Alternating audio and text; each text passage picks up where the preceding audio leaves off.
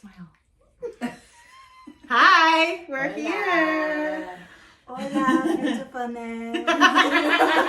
Hola, beautifulness. I think I need to make a song. That was my That's my Daya impression. Hola, beautifulness. All right. Let's get right into it real quick before we sing our song. So let's be honest. Honest? I don't even know what's The happening. amount of words that Suki makes up is, she should Astronomical. have her own dictionary. She definitely. Yeah, we have will. Suki-isms. Yes. They come from the tism. I love always. All right. Let's be honest. Some of y'all want to be choked spiritually. Others, literally. Me both, please. But today we're not just talking about what turns us on. We're talking about why and how it can be healing, erotic, and even divine. So tighten your corset, safe word in place, and let's enter the dungeon of your soul. We're about to make consent sexy, power sacred, and kink holy. And this is fucking hot. I know. Welcome to Goldcast, your weekly spell of sacred sensuality, raw truth, and rebellious embodiment. I am your host, Suki Fox, your rogue wizard, cosmic provocateur, and part-time brat. Full-time brat. Joined by the deliciously dominant and divinely deviant, Justine Realized, embodiment queen and boundary badass, and Daya Faye Lynn, sonic siren, sensual sorceress, and shadow master. We're not here to kink shame, we're here to kink claim. So let's talk about it. But first, we're gonna sing. I'm gonna sing, bitches. We're gonna sing the cacao song. We also don't have access to the chat, although I may sign in as me. And then So I if you're used to in have- there, we say hello, we salute you. Yes, thank you for joining us on this fine day. Grab a cup of love. Cup of love. Oh, Cassie's on too. Hi. Okay, Oh yeah, she's oh, on her there own. we are. I'm gonna come in now. Okay. All right. Oh shit, turn it We down. need to not have the. Oh, that was way too much. There. Okay. Okay, at least I'm here for now. All right, so if you know the words, sing along. If you don't, you can hum. Let's Precisely. take a deep breath.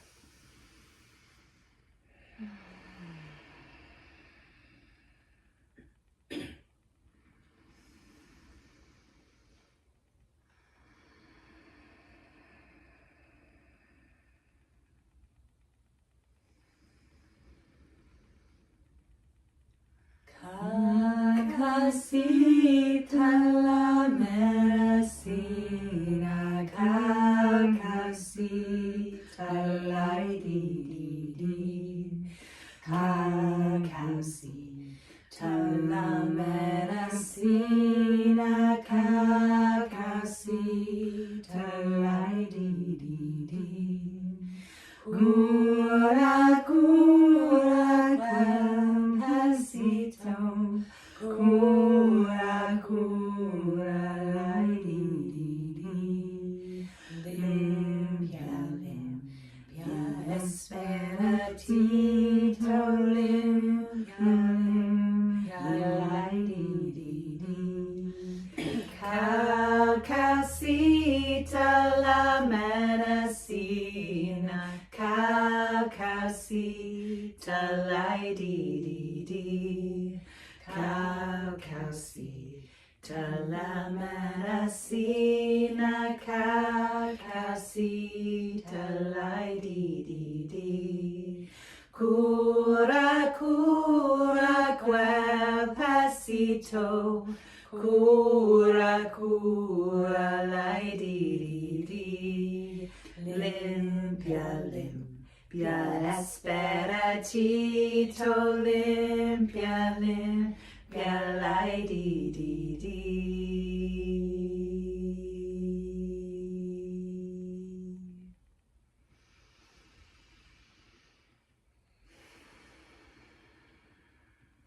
Gracias. Aho. Gracias. Aho. Down to the earth. Gracias. Gracias. Oh yeah. Oh yeah. Let me say hello in here. Hello in the chat. Oh, I'm upside down. All right, guys, we're getting into a subject here today that none of us are particularly versed in. None of us are experts in this, but we really wanted to start a conversation because it's an area of interest for every single one of us for different reasons, and we all have different levels of experience within it. So, with that being said, we're going to introduce what's the topic? What was the title again? Conscious kink. Conscious kink and why we play. All right. So kink isn't just about sex. It's about power, trust, surrender, clarity, communication, and identity. Whether it's whispered command, a tightly tied knot, or a playful brat whispering, "Make me."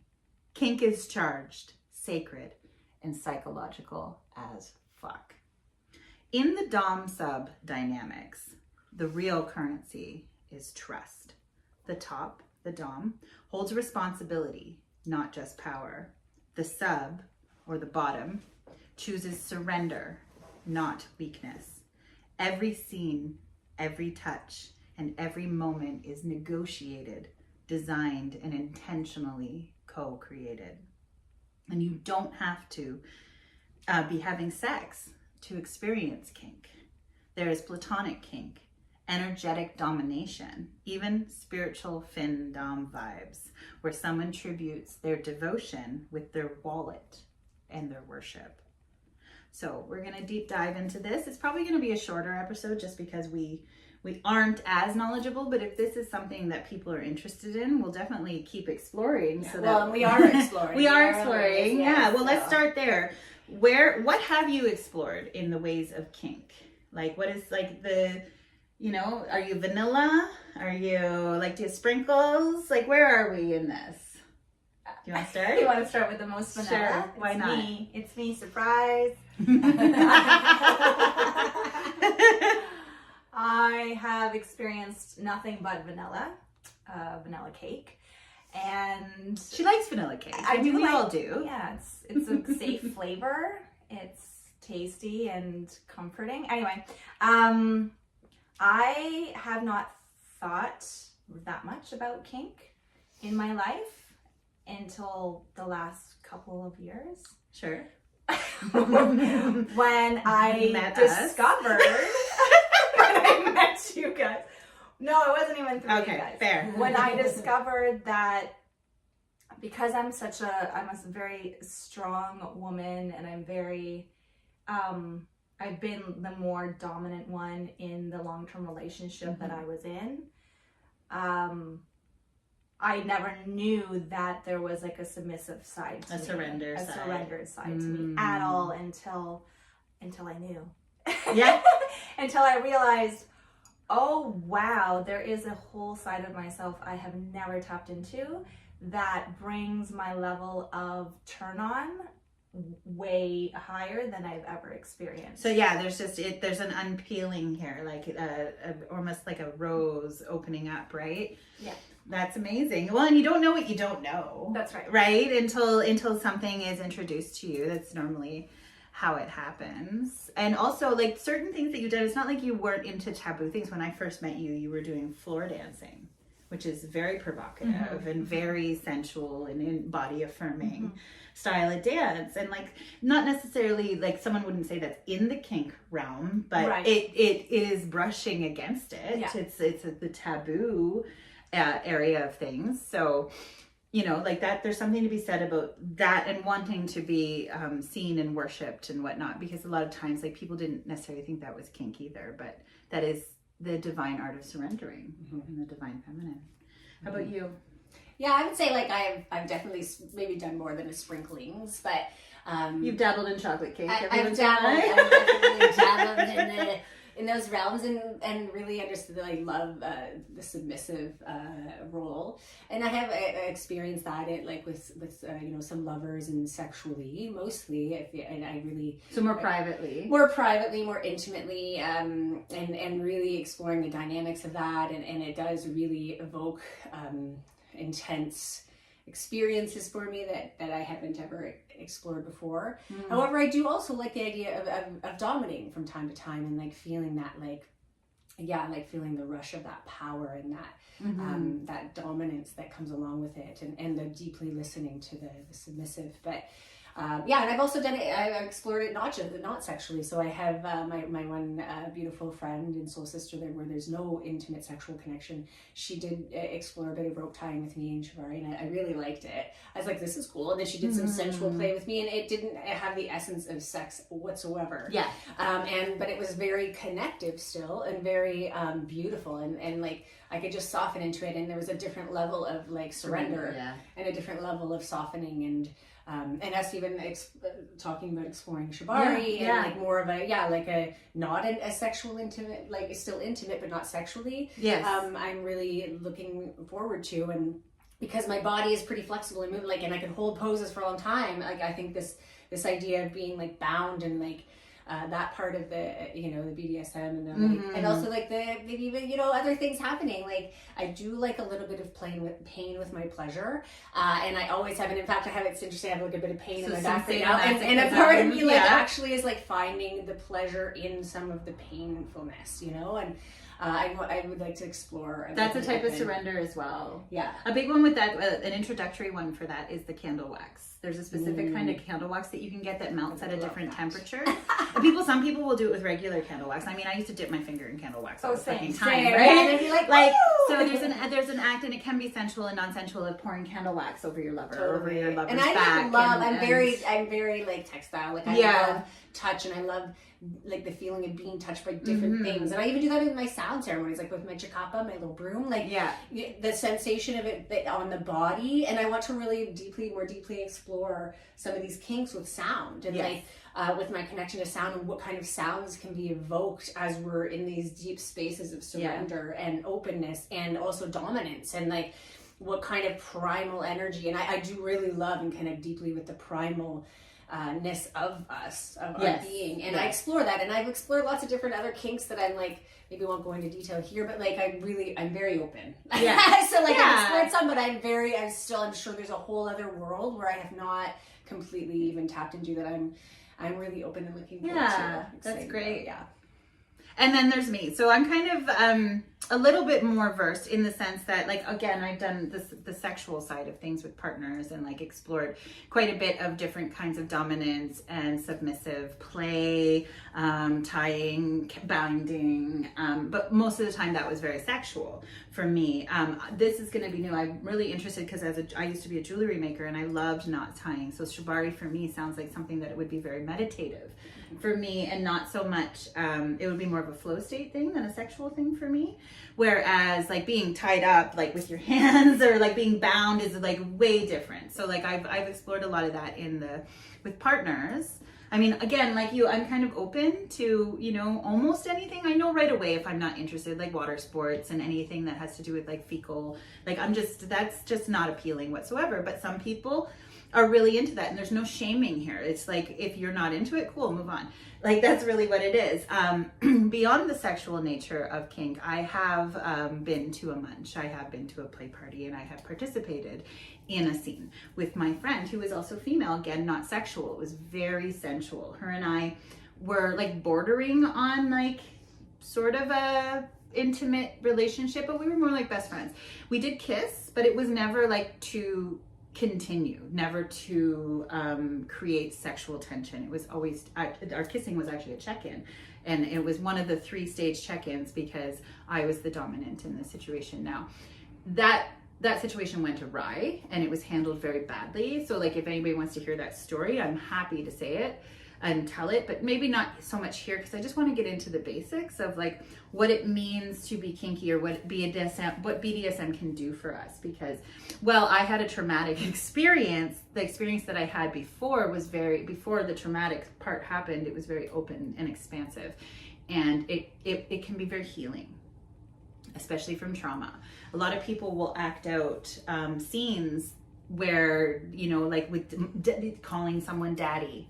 You know, what do you think they're dealing with? What issues do you think that person is dealing with if they need to call another grown person daddy and be submissive in that way? So we know that we're like dealing with fatherhood wounding or certain traumas or masculine wounding. So if we really look at it, it's a very psychological pathway, as well as spiritually opening, and it can be very potent. So that kind of leads us into the next thing is, and I wish more communities adopted this, but the safe words, the consent, and the aftercare.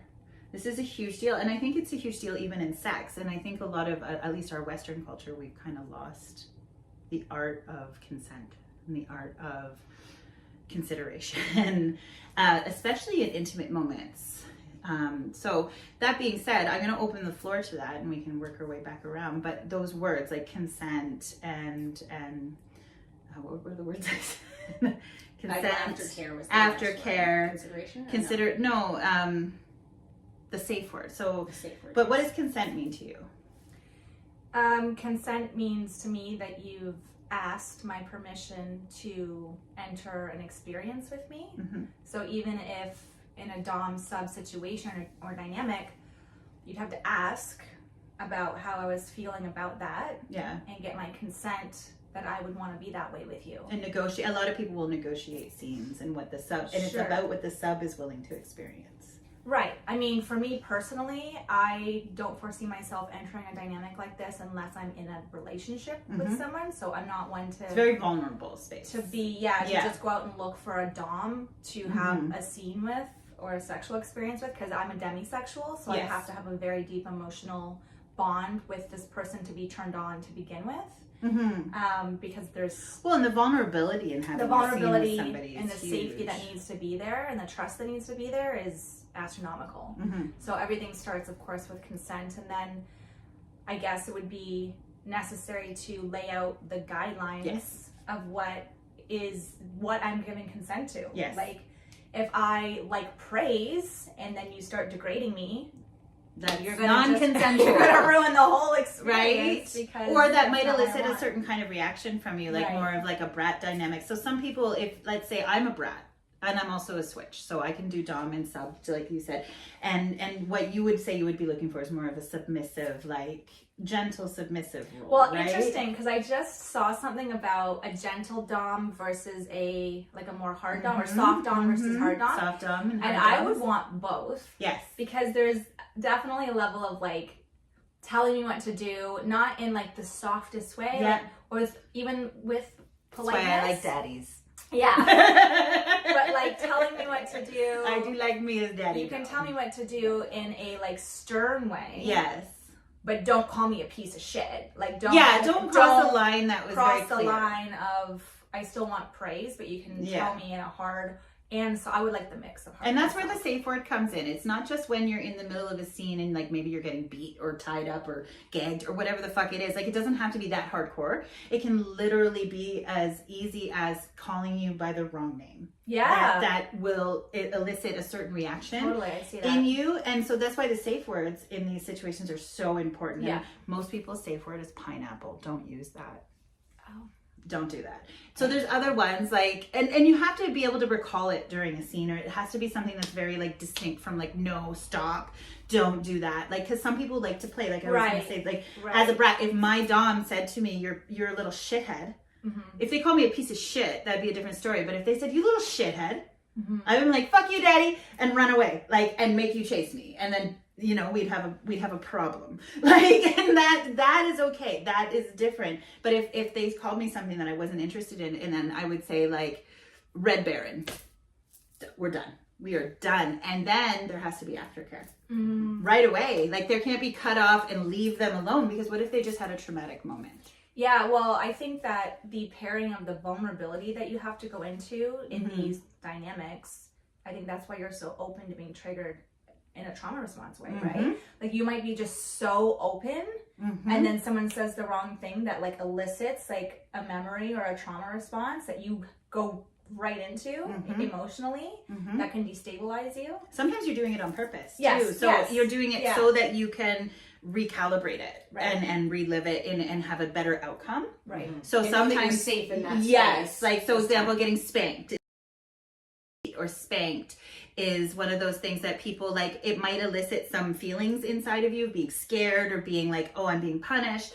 Like being punished is a big one in dom sub situations, but you're doing it on purpose. I remember being Right? spanked as a Oh, child, yeah, like same. by my dad. Mhm. It didn't happen very much, but I Same. remember It's like horrifying. a couple times it Yeah, happened yeah, where it he was- was like, "Come here, like you're gonna be spanked," You're and getting I was spanked. like terrified, Yeah, and you would yes. like try to cover your butt with Yeah. your little hands. Oh my god, it's so wrong. Yeah. So sometimes people use that to like that experience, they'll relive it through a safe dominant Right, masculine right. who then like if you get over the edge, let's say it went too far and now you're bawling and it's actually not okay crying, like you can say your safe word and that scene ends. And then normally aftercare is as simple as being held.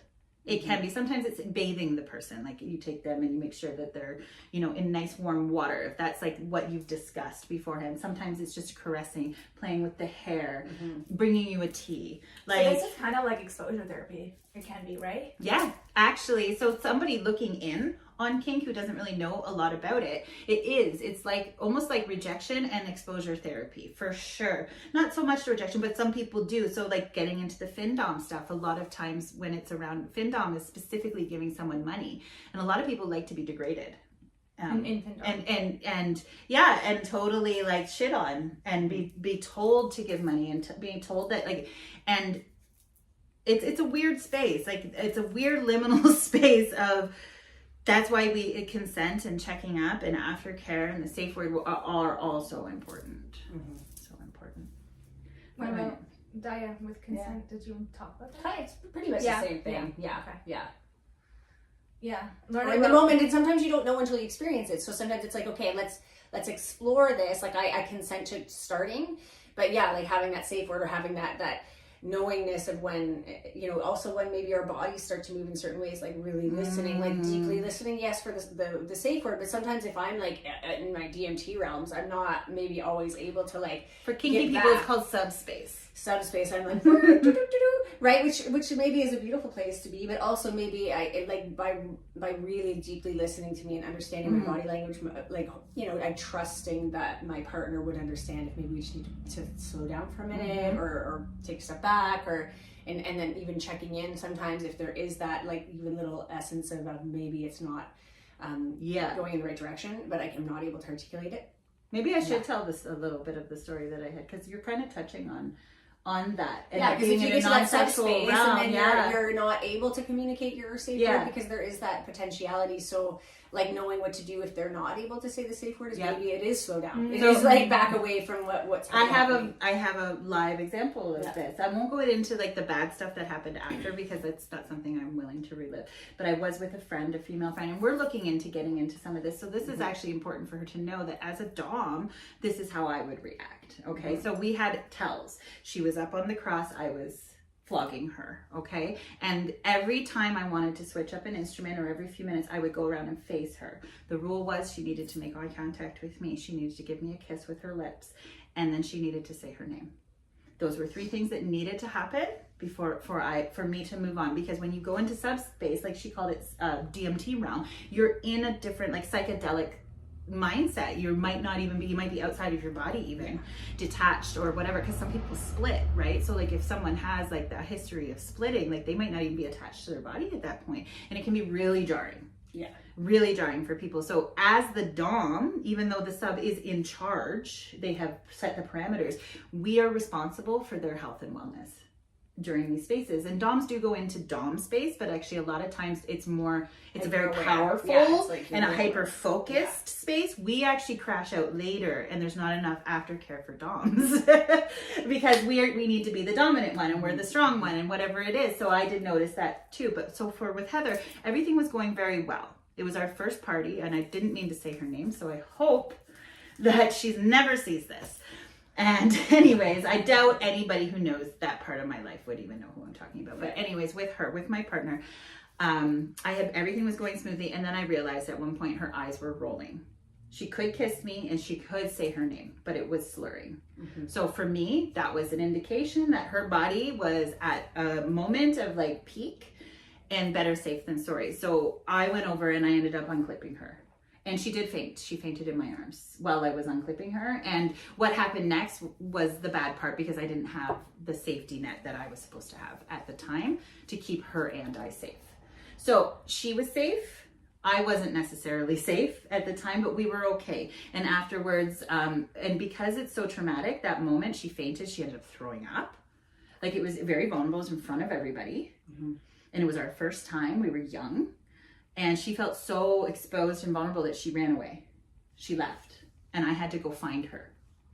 And so there are moments like that where people might react in a very traumatized way. So again, knowing your own body is so important, but also like the communication between the top and the bottom is so important. Yeah. In those instances. So, like I said, there's not a whole lot to be said about this subject right now. It's more like giving permission to allowing yourself to explore. Well, with Shibari, what I'm interested about is, because I have a problem surrendering, definitely, I think, in the bedroom. Mm-hmm. So getting me into situations where that is activated in me, mm-hmm. the surrender, is good, I think, for my nervous system and to rewire that I'm still safe if I surrender. And that's why I'm interested in being tied up in a non-sexual way, like by my friends. Yeah, we're all gonna explore this together. To have that somatic release of I'm still safe and I can surrender, because I think that the entrance into heightened levels of pleasure is surrender. Absolutely. And I'm always like trying to not control, but I think it's out of fear of not feeling safe, I guess. Or feeling completely safe. Well, it is a control drama, but it's like, it's very specific, right? So, and that's fair. Everybody has control dramas. Mm-hmm. Every single person has some kind of control drama. Yeah, the more that we can learn how to surrender outside of like the sexual space, and the more that we will be able to then invite it into that space. So like doing things like this that are more, intimate still and deeply connective, but not going into the sexual realm, where, because that can feel very exposing. And the more that we practice that, and I know that I maybe not completely related, but the way that I practice that with is like a lot of yin and restorative yoga classes, where like I had to learn to relax, and so like even now when I get body work done, like massage, people are like, whoa, it's so easy to work with you, because my body just knows how to like fully surrender and relax. And they're like, oh, I can move you around. Like a lot of times people are like, oh, I'm trying to move them, and they're resisting it, or they're like still trying to control it. Yeah. Where I can just be like, bleh. And like they're like, whoa, you're so like capable of moving. It also shows the different levels of like kink and the different needs of kink. Like for you, it might not necessarily be about healing trauma or healing a wound, but it's more about openness and surrender. Yes. Whereas you, it's about exploration and finding a deeper part of yourself. For me, it's definitely about trauma.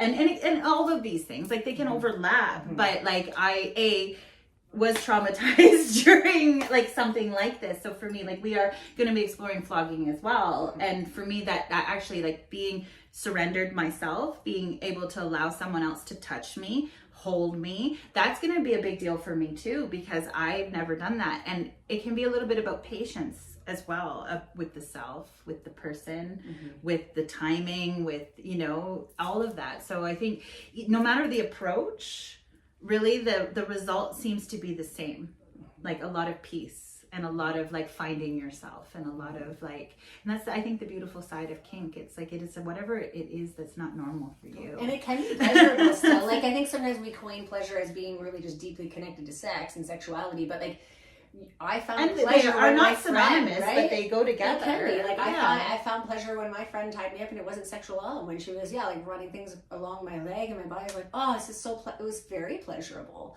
But I wasn't getting like aroused in a sense that I wanted it to go anywhere else. But you can use that for creativity as well, right? Exactly. So what are you using that energy for? Totally.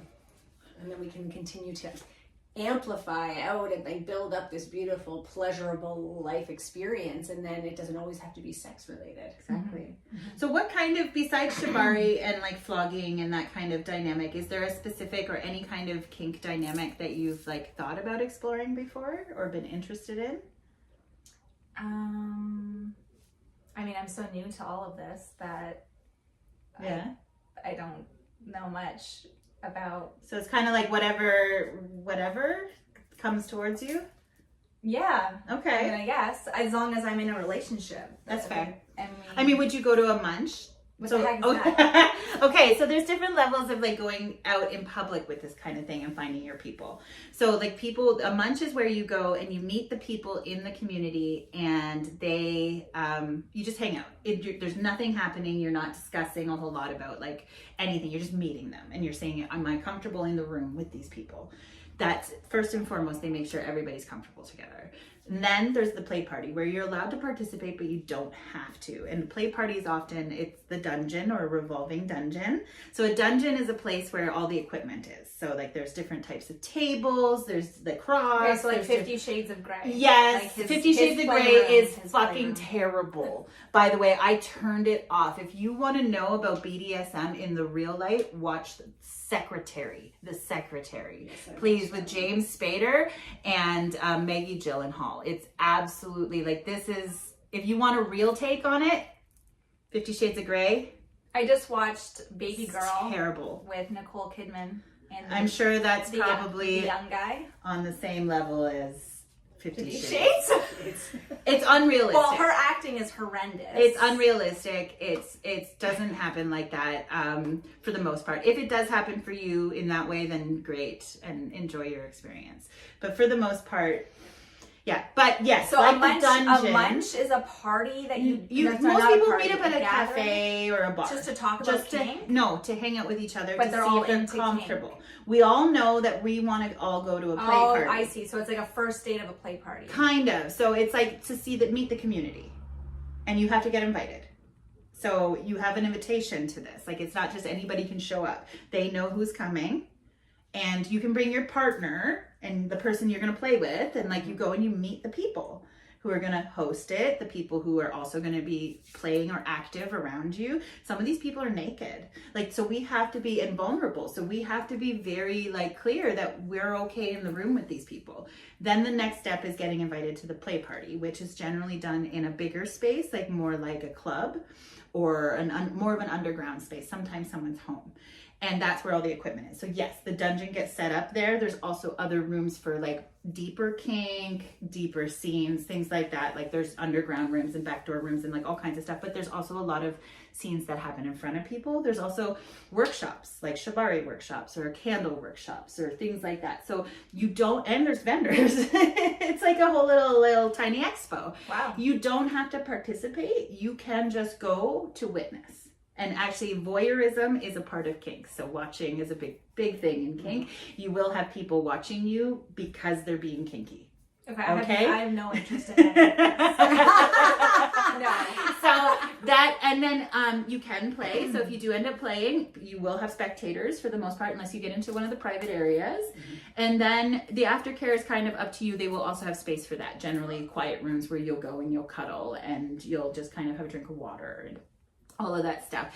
And then often they will do other things like BDSM is very linked to polyamory. So oftentimes there's polycules that will have their own thing going on. It's a very underground culture that can be overlapping. So, but yes, so generally if you're going to get into the community and you're doing this for that reason, like you want to be part of the community and that stuff, then you would have to go through those channels. What does BDSM stand for? Bondage, submission, Dominance. bondage, dominance, submission, BDSM, and I'm wrong. Hold on. Bondage, dominance, sadomasochism, or submission and masochism. What's masochism? Pain and pleasure. So Pleasure. being a masochist is somebody who enjoys pain, and sadism is somebody who likes to give pain. So oftentimes the top is a sadist in some ways. They like to like, so I like to give pain. I am a sadist. So that's when I am in those kinds of situations, I need to be the top. This is why I'm a switch. In sexual situations, I am the bottom. I am a brat. Which means then I like pain. But I'm not big on pain, so I'm not a full masochist. I just like it as a doorway to pleasure. Right. So not like the whole time. Like, no, like I don't need to get whipped. Same. I don't want to get cut. Like nothing. I don't. I like fear-based pain. Like you might try and kill me. No. That kind of thing. Yeah, I do like essay type scenes, but a lot of times that is very trauma specific. So those types of fantasies are very trauma specific. So I would like dominance in which I had no control. Do you feel like you could like, is it possible for SA victims to heal that experience then? Absolutely. Or is it something that it will always be there? It depends on the person. I think a lot of people do use it to heal that trauma with a safe person. Like you wouldn't just go do that with a random, if you're out there trying to meet tops or dominance, like you wouldn't just try that with like a random dominant. I would probably want to do that with my partner. My question from a psychological point of view is, why would someone who experienced something traumatic like that want to re-experience to control the outcome? To control the outcome. So when you control the outcome and you know how it's going to end and you can control that, and you have a set destination, then it rewires your neural pathways. Okay, interesting. Yeah, because I was just speaking about this with a friend on the weekend, and there was an aspect of what we were talking about that I couldn't understand, obviously, because I haven't experienced it. But can this happen even with victims of rape then? Yes. That you would want to experience that again, but be able to control the outcome, but wouldn't the outcome still be you being penetrated against your will? Or maybe that. Yeah, but the discussion is, or maybe they don't do it. Like maybe it gets to the point where like they're allowed to fight off their offender, and like the whole thing is about them like punching their fucking dom in the face. Like people might be into that, like and they get away. Like maybe they change the outcome that way. A lot of times it is going back into the exact thing that happened to you. It's like getting on a bike. You scrape. I had a knee like thing so bad once from my bicycle, right? And I'm not saying it's the same as SA. Yeah. It's nowhere close. No. But that pain and that extreme, like I never wanted to experience that ever again. Like ever. Because it was probably one of the worst things that ever happened to me. But I still got on my bike and rode my bike. So it's kind of like that. It's so to liberate yourself. Very much. Yourself from being a victim of this experience. Now you've chosen this experience. Chosen the power in the experience. Okay, yes, because the sub has the most power in the dynamic. Right. Because you guys set, like a sub sets the rules. And I say you guys, see, I'm more dominant, and you know, because I talk like a dom. So, but the sub sets the rules. You guys are the ones who decide, like, this is as far as I'm willing to take it. And the safe word is like, that's for you. Like, that's for the sub. That's for the person to, like, if you've had enough, you say that at any point. Right. And we are done. We could have just started and you say that word, we're done. We're done. And then it's the dom's responsibility to then do aftercare immediately. Interesting. So I think we had it in our like part of the description how this can become like a ritual. Yeah. Is this something that in the community that people do at all different, like in different intervals, where they're like, is this like a once a week, once a month, sometimes is there I think there's a different level. Some people have full lifestyle. Okay, like this is, some people are full lifestyle. So like the lifestyle ones, like this is where you'll see people wearing collars in public. This is where you'll actually sometimes see people doing their roles in public. Do you think that there's a line that it's crossing into like deep perversion and like deep, almost like satanic play? But who am I to say that that's wrong? right? So if that is what is for somebody, like for example, like I said, I don't like water sports, but I don't think it's wrong. I think it's disgusting for me. Okay, and people who are attracted to minors. That's disgusting. But that's a line. But so there's a line here. This is where play comes in, and some people would have a hard time with this. So some people do infantile play, where it's like the daddy dom goes very far, and the sub is a child, is acting like a child. They even go as far as like wearing diapers and stuff like that. And that is very. I think that is if everybody's having fun and consenting, and it's not hurting anybody, then by all means you do that thing. If it is a coercion type thing or a complete power like dynamic where it's not consensual, like that, they can cross over that way. Like the lines do get blurred, and this is a big thing in the community, which is why like consent. You always should be checking in whether you're doing it full time or not.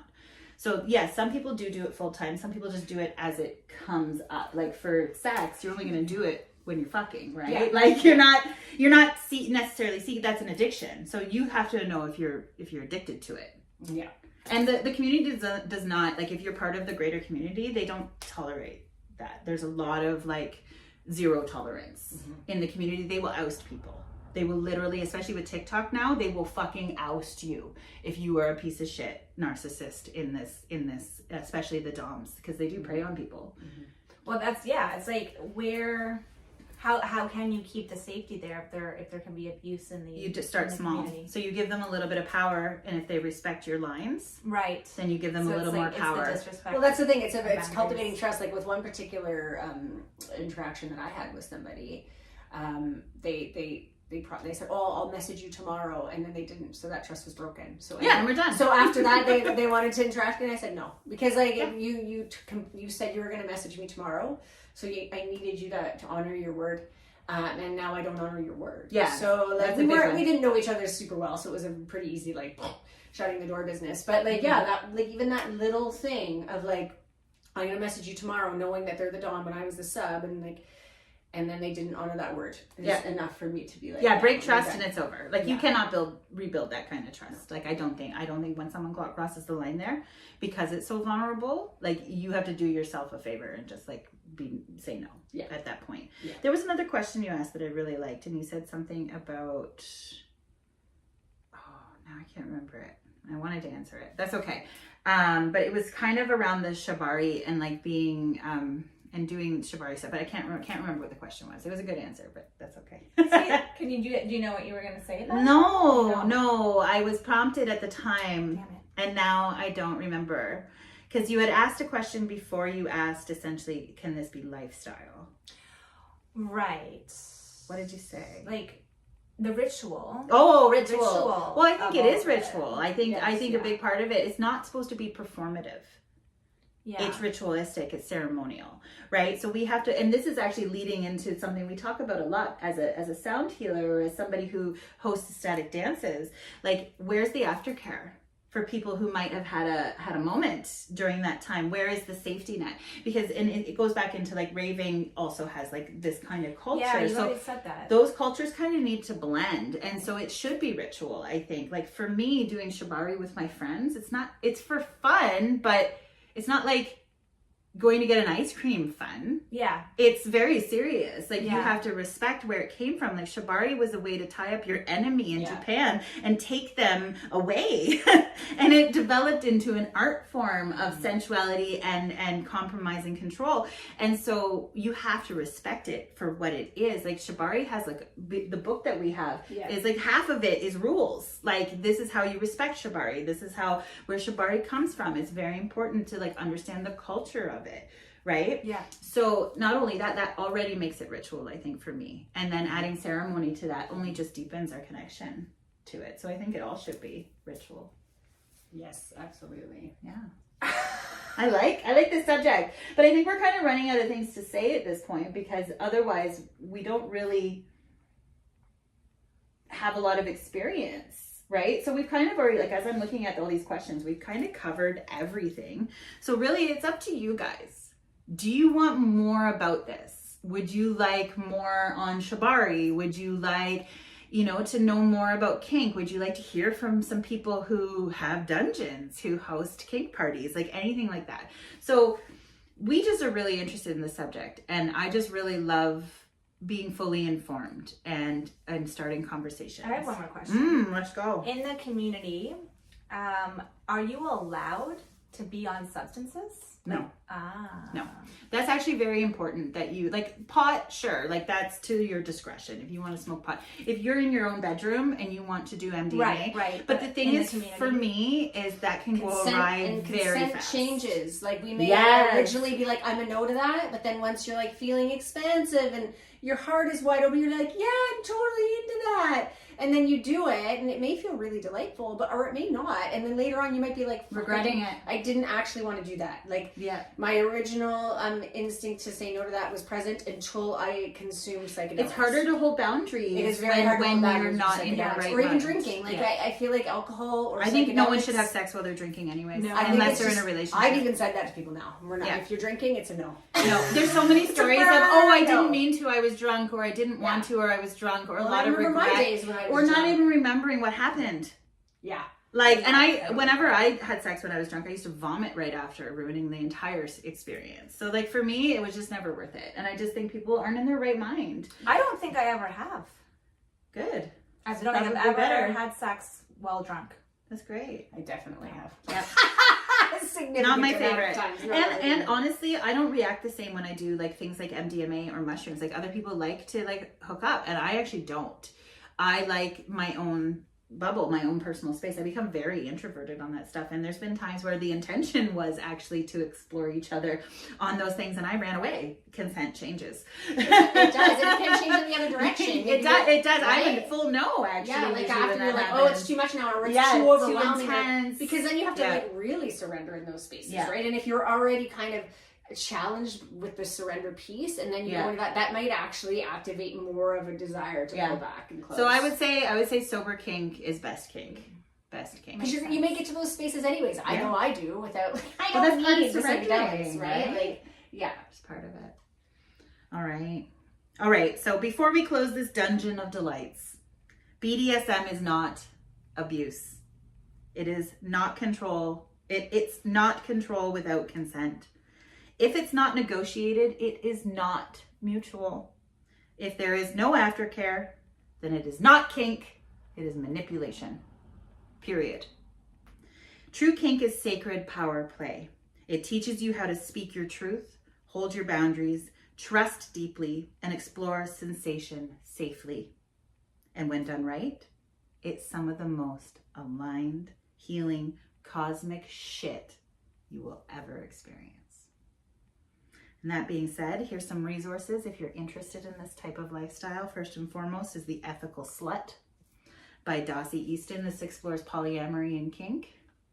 Playing Well with Others by Lee Harrington. Come As You Are by Emily Nagoski. The Art of Shibari. There's actually Shibari Study, which we found it was really, they're on Instagram and YouTube, and it's absolutely beautiful. It's very queer based, very feminine, very heart centered. It's a Shibari that's very heart centered, and that's their focus, which is beautiful. It looks beautiful. And it is the way, beautiful, so beautiful. Lovely. Obviously, you can join places like FetLife.com to find listings on local munches and BDSM communities.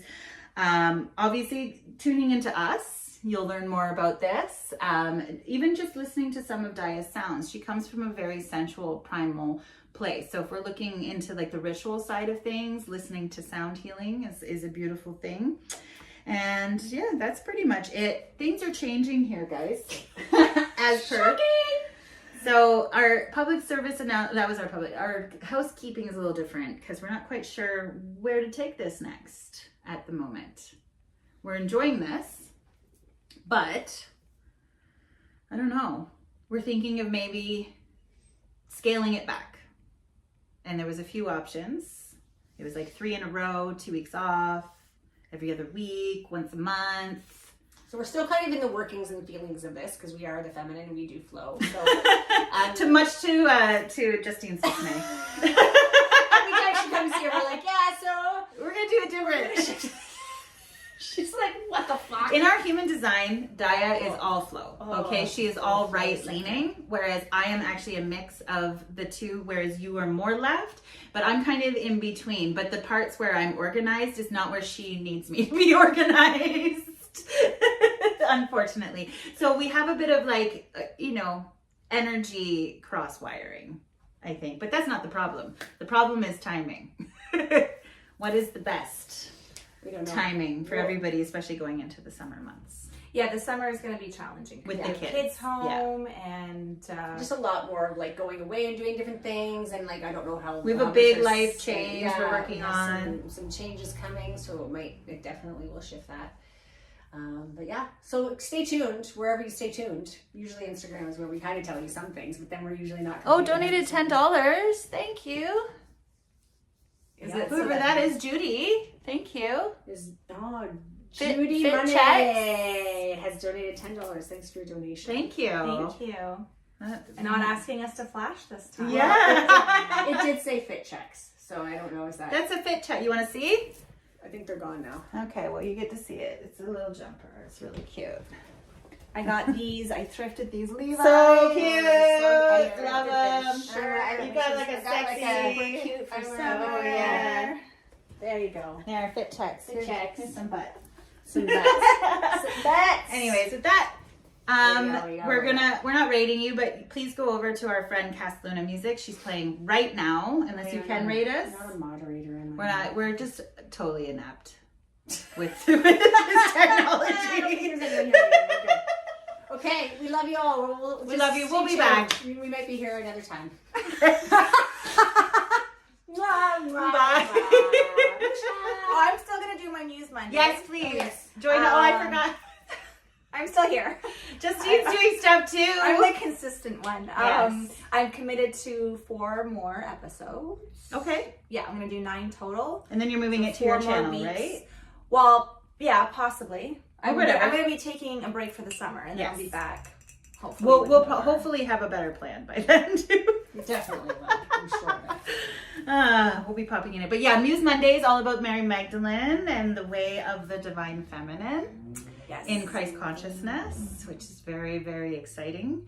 Even if you're not into Jesus and Christ and like it in a traditional like Christian sense, this is very like it's not about that. It's literally about love and acceptance and growth. So aligning with the divine. Yes. Living for God in the way that good info for everybody. So that's on Mondays at noon usually, but sometimes 12:30. Because we are very punctual. I don't think most humans are punctual. Not anymore. Like we are forced to sometimes, which I hate. Yeah. But I think we just are like, and hit us up if there's anything you guys want to hear about. Yeah. From us, because we're willing to kind of take this in whatever direction it needs to. Well, today was fun. Today was fun. And I can't wait to explore more.